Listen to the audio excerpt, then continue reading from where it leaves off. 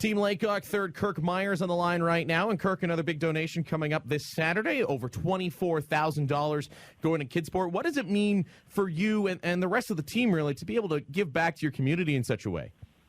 Yeah, it's pretty cool. I mean, we always, like we've always said, we've always had the opportunity to participate in sport, but quite frankly, I wouldn't like to think about not having the odd opportunity, and there's lots of kids out there that don't. So when Crescent Point Energy came to us about 4 years ago with this idea, we jumped all over it, and we've been lucky enough to raise almost about $65,000 in the last 4 years, along with our sponsor, Crescent Point Energy, to help kids that don't have that opportunity every day to play sports, to get involved.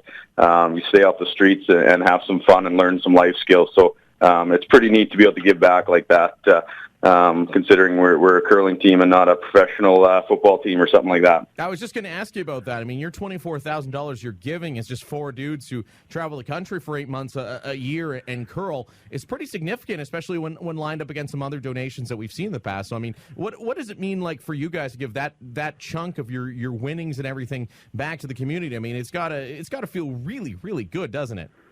Yeah, like I say, it does. And we've been lucky enough to have good support staff and good sponsors throughout our time. So it gives us the opportunity to do that. And if we didn't have the sponsors that allowed us to travel around and play, we'd never be able to do stuff like this. So it's a pretty good feeling to be able to donate that kind of chunk of change and at the end of the day, be okay with it and make sure that we're going to make our bill payments at the end of the month too. So, but like I said, we've been so fortunate to have companies like Crescent Point Energy that step up and say, you know what, we're going to help a Saskatchewan team win the Brier. We're going to help a Saskatchewan team go to the Olympics, but we're also going to help the grassroots sports grow as well. So, like I say, it feels really good, and we're lucky enough to be able to do it. You mean they still charge you bills even though you're all big time curlers now, Kirk? Yeah, can you believe that? Maybe I should send some complaints in or what there, John? I think so, buddy.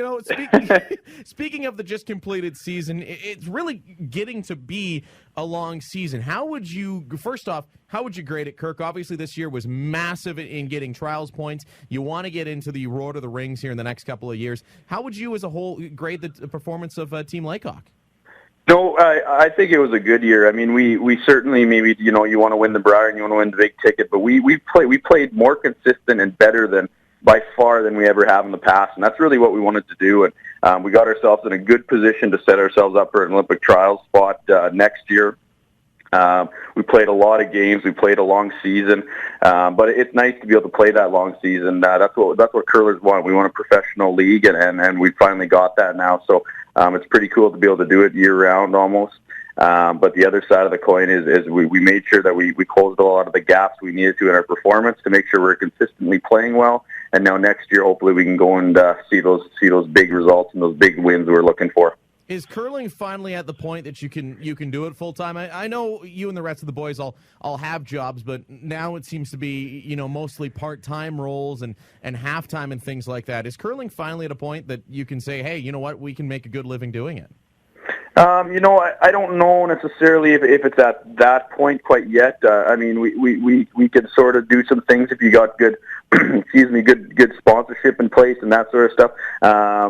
We still, the problem is the pool of people that can do it full time is so small. If there's 8 or 9 teams in the world that can do it, and that's about 35 players, that's about it. And so that pool needs to continue to grow. But like I said, thanks to the Grand Slam of curling, all the TV coverage and the radio coverage like you guys would get, it's slowly starting to get there, and we're moving in the right direction. And like I said, the athletes are fitter and stronger and more than they ever been, and the game is really taking off with everyone we talk to. So outside of time on the golf course this summer, what does the summer look like for you, Kirk?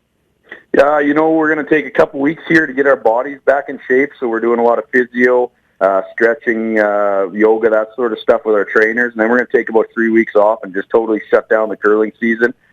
Before that, we're going to reflect on last year's season, decide what are the areas, what are the areas we need to make sure that we close up for next season, what do we need to get better at, and then after those 3 weeks, we're going to hit the ground running, back in the gym, mental, visualization, get our sponsors back in place and get the planning to go, because we'll be back hitting it hard probably middle of August again for another 8 or 9 months. Beautiful, man. Can't wait to see you back on the ice, and we'll see you out on the golf course. If you ever need a guy, don't ever hesitate to text there, Kirk. No, I won't, John. Thanks a lot, man. We'll definitely hit up the golf course.